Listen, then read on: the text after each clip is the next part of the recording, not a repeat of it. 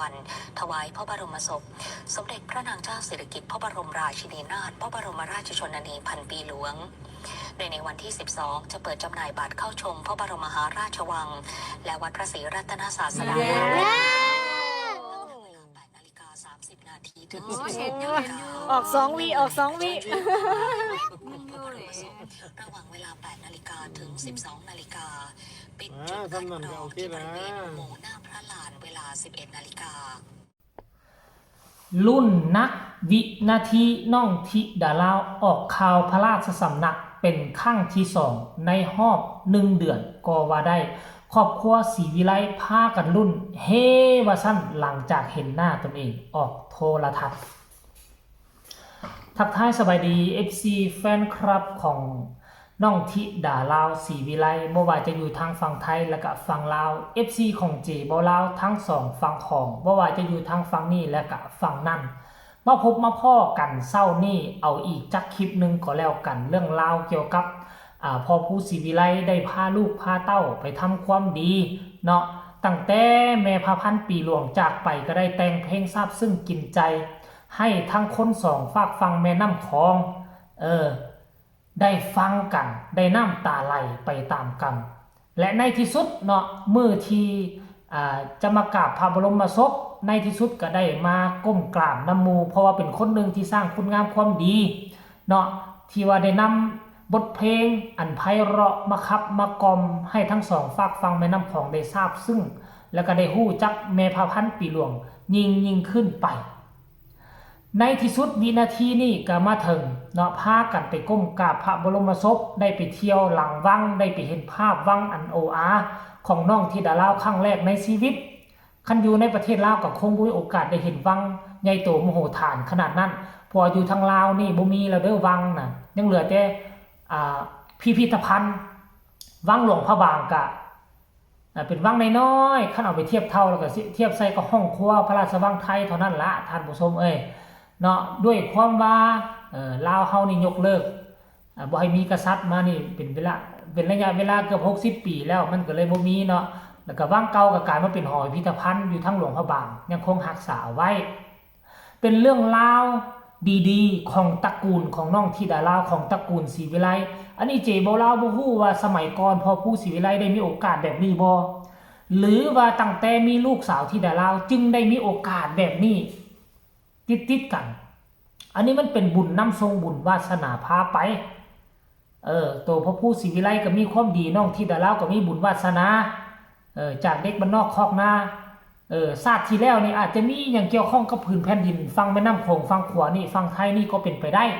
จึงเฮ็ดให้ชาตินี้ไปเกิดอยู่ทั้งฝั่งซ้ายเติบใหญ่มาได้เพียง11 ปีก็ได้โยกย้ายเข้ามาทำความดีให้กับพื้นแผ่นดินเมืองไทยท่านผู้ชม FC แฟนคลับอันนี้มันเป็นเรื่องที่น่าเหลือเชื่อหลังจากที่ไปแล้วข่าวพระราชสำนักก็ออกในตอนเย็นมื้อวานนี้เลย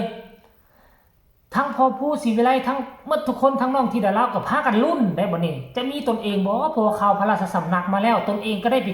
ไปกราบพระบรมศพมื้อนี้คือกันลุ้นได้จับโทรศัพท์มือถือขึ้นมาเบิ่งช็อตนั่นละช็อตนี่ช็อตนี่ละช็อตนั่น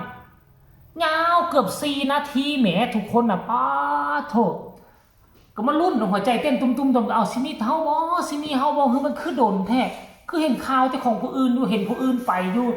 สุดขาวสุดดำไปกันเป็นแถวเป็นคันตอนที่ย่างเข้ามาในวิทย์ประตู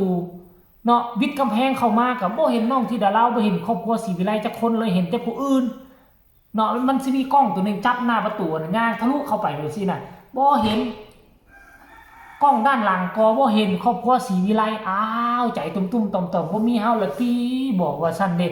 โอ้ลมพูดคุยกันอยู่ในรถโอ้ยมวนในหัวแน่ลุ้นกันตัวกงเนาะอยากให้ทุกคนไปเบิ่งคลิปนี้วินาทีลุ้นกันตัวกงว่าจะได้เห็นธิดาลาวออกข่าวพระราชสำนักบ่แล้วจังมาพ้อกันในช่วงต่อไปชมพร้อมกันเลยทั้งนี้วันที่ 12 และ 13 ธันวาคม 2568 จะมีพระราชพิธีทรงบำเพ็ญพระราชกุศลปัญญาสมวาน 50 วันถวายพระบรมศพสมเด็จพระนางเจ้าสิริกิติ์พระบรมราชินีนาถพระบรมราชชนนีพันปีหลวงโดยในวันที่ 12 จะเปิดจำหน่ายบัตรเข้าชมพระบรมมหาราชวังและวัดพระศรีรัตนศาสดา เห็นอยู่ออก2 วิออก2 วิ ระหว่างเวลา 8 นาฬิกาถึง 12 นาฬิกาปิด อ่า จุดคัด ทำนั่น กร ก็ อง โอเค ที่บ นะ ริเวณอุโมงค์หน้าพระลานเวลา 11 นาฬิกา คุณ และ คน ใน หวั วัน ง ที่ ว่า 13 จะเปิดจำห เห็ น่าย นเจ้าของหอที่พี่ห้องไว้บัดนึง และวัดพระศรี ดูแล้ว รัตน ซึ้งใจกับทีมงานบ้านศรี ศ วิไลทุกท่านน้ำตาไหลตื้นตันใจมากดีใจ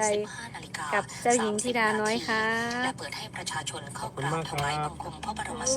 พระหว่างเวลา 13 นาฬิกาถึง 21 นาฬิกาปิดจุดคัดกรองเวลา 20 นาฬิกา เห็นบ่ทุกคนแล้วก็บ่คิดบ่ฝันว่าน้องธิดาลาวจะอยู่ทางด้านหน้าเลยของกลุ่มนี่นะไปกราบข้างนี่นะไปเป็นชุดและชุดของน้องธิดาลาวกับพ่อผู้ศรีวิไลนี่บ่ได้ว่ามีแต่ครอบครัวศรีวิไล 4-5 คนไดมันมาหมดอยู่ทางหลังพุ่นน่ะจักกลุ่มมันนั่นจักกลุ่มมันนี่กลุ่มโรงเรียนนี่ก็เต็มอยู่ทางด้านหลังหั่นแต่ว่าน้องธิดาลาวได้เข้าทางด้านหน้าหมู่มึงแหมท่านผู้ชมเขาจัดกันเป็นกลุ่มด้วยความว่าน้องธิดาลาวมีคุณงามความดีบ่มีความจงรักภักดีเป็นคนที่ขับห้องเพลงนี้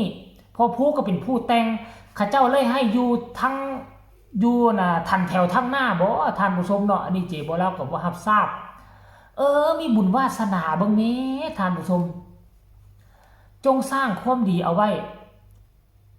อยู่ทั้งหน้าของพระบรมศพเลยมีแต่เสือกตัวนั้นกั้นเอาไว้